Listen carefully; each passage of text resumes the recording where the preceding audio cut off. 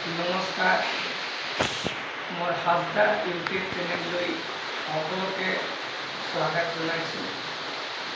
আজি মই ক্লাছ 6ৰ ছাত্ৰ ছাত্ৰীসকলৰ কাৰণে মই এটা ভিডিঅ' লৈ আনিছোঁ।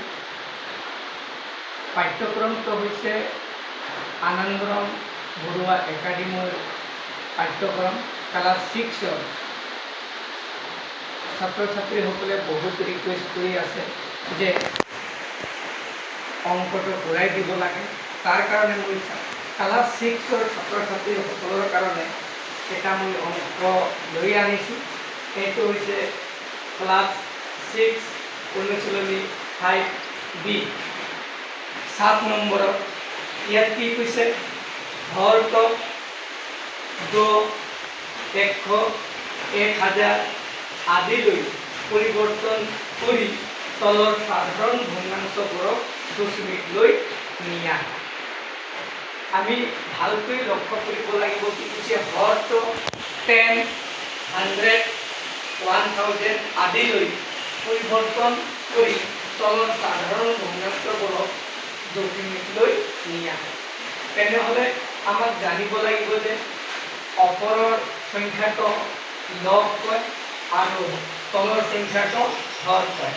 তেনেহ'লে এইটো আমাকে 1/4, 2 নম্বৰ 3/8, 7/2, 9/20 আৰু 18/25 আৰু 43/125। এইটো আমি হৰটো ভগ্নাংশবোৰক দশমিক লৈ নিম। আমি চোৱা, প্ৰথম 1 নম্বৰটো কি আছে, 1/4। আমি সমাধান 1 নম্বৰত লৈছোঁ। আমি সমাধান 1 নম্বৰত লৈছোঁ। এইটো 1/4।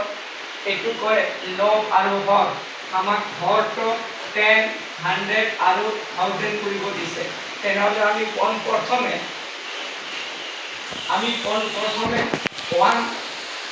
আমি 4 × 25 আমি 4 আৰু হৰ আৰু 25 ইনটু কৰিলে আমি 100 পাম। তেনেহ'লে 100 আমাক হৰটোহে 10 আৰু 100 1000 কৰিব দিছে। তেনেহ'লে আমি হৰক যদি 25ৰে ইনটু কৰিলে 100 হয়, তেনেহ'লে ওপৰৰ সংখ্যাটোও আমি 25ৰে পূৰণ কৰিম। এতিয়া চোৱা, হৰ আৰু 25 যদি পূৰণ কৰা হয় তেনেহ'লে 100 হ'ব, আৰু 25 আৰু 1 যদি পূৰণ কৰা হয় তেনেহ'লে 25 হ'ব। তেনেহ'লে এইটো যদি আমি দশমিক লৈ পৰিৱৰ্তন কৰিম তেনেহ'লে আমি চাম হৰত কি আছে 100 আৰু ওপৰত লবত কি আছে 25। তেনেহ'লে ইয়াত দুটা শূন্য আছে, একক দশক। তাহলে আমি দশকৰ ঘৰত আগবাঢ়ি যাম, একক দশক। তেনেহ'লে ইয়াত কি আছে, দুটা শূন্য আছে, দুটা শূন্য। 2 ঘৰৰ বাওঁফালে আমি দশমিক দি দিম, 225 মানে একক দশক আৰু আগফালে এটা 0 বহাই দিয়া। এইটো হৈছে ইয়াৰ এনসাৰ। অংকটো একেবাৰে সহজ। আমি কেৱল হৰটোহে 10, 100 আৰু 1000 কৰিব লাগিব। আমি এইটো হৰ যিহেতু হৰত 4 আছিল, আমি 10ক যদি কৰিবলৈ হৰটো আমি 10ক আনিব নোৱাৰিম। তাৰ কাৰণে 4 সংখ্যাৰে আমি 25 পূৰণ কৰিলে আমি 100 পাম। ঠিক তেনেদৰে আমি 2 নম্বৰটো লৈ যাম। 2 নম্বৰত কি আছে, 2 নম্বৰত কি আছে 38। 38ক যদি আমি হৰক যদি 10 কৰিম তেতিয়াহ'লে 8ৰে 10ক নাপাম আৰু 8ৰে 100 নাপাম। আমি 1000 এইটোহে পাম, 1000। তেনেহ'লে 8ৰে আমি 8 × 125 আৰু 3 ইনটু 125 এইটো তেনেহ'লে 8 আৰু 125 যদি ইনটু কৰা হয় কিমান হ'ব 125 আৰু 8 পূৰণ কৰিলে কিমান পাম 8 5 গুণ 40 8 4 8 2 16 16 আৰু 4 20 20 এৰ 0 হাতত 2 8 একে 8 আৰু 2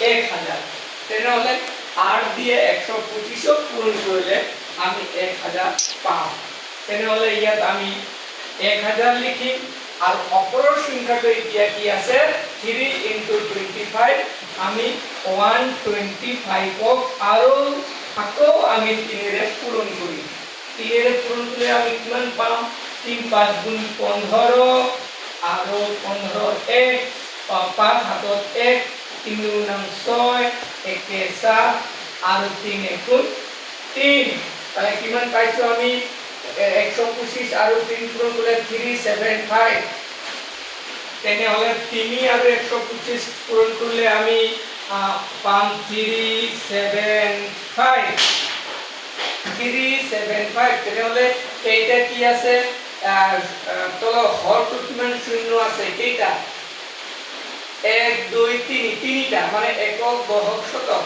তেনেহলে আমি শতকলৈ যাম একক দশক শতক ইয়াত দশমিক 375 এইটো আমি পাইছো তেনেহলে আগফালে এটা জিরো বহাই দিবা এইটো হৈছে এনসার একেবারে ইজি সহজ আমাক কেবল হৰবিলাক 10 100 আৰু 1000 লৈ আনিব লাগে ঠিক তেনেদৰে এইটো 1 নম্বৰটো হল 2 নম্বৰ হল এতিয়া আমি 3 নম্বৰ লৈ যাম 3 নম্বৰত কি কৈছে ইয়াত 7/2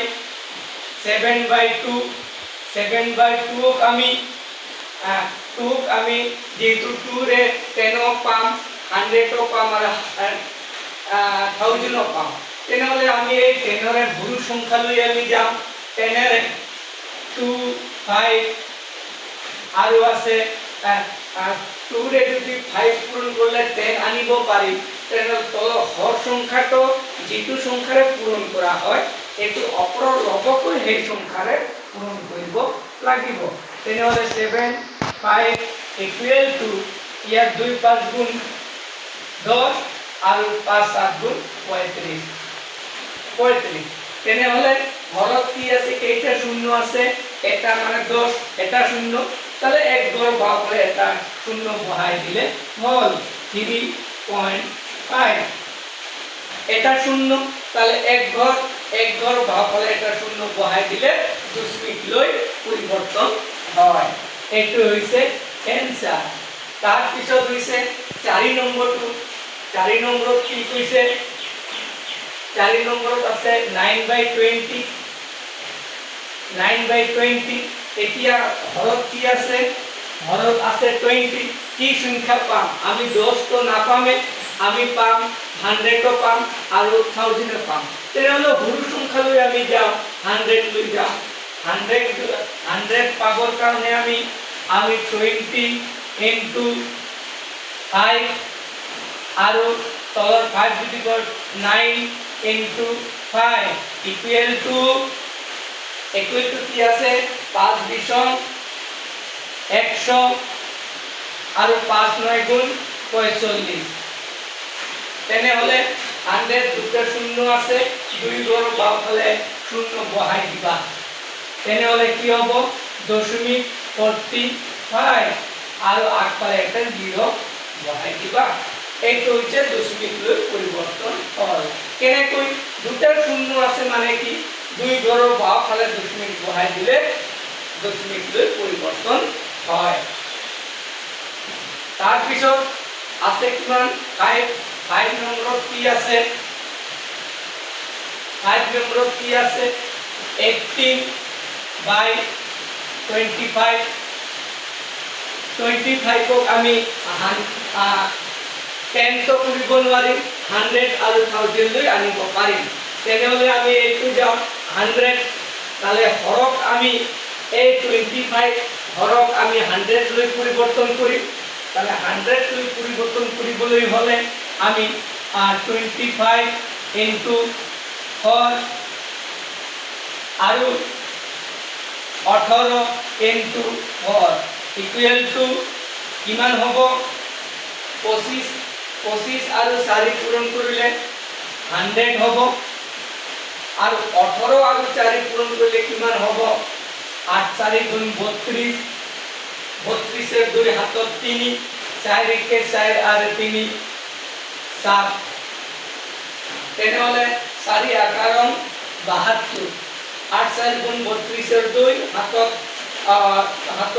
3 4 একে 4 আর 3 7 32 তেনেহলে কেইটা শূন্য আছে তলত দুটা 2 গড় বাফলে দশমিক বহাই দিবা 7.2 তেনেহলে কি হ'ব ইকুয়াল টু আগফালে এটা 0 তেনেহলে আমি দশমিক লৈ পরিবর্তন কৰিব হলে 0.72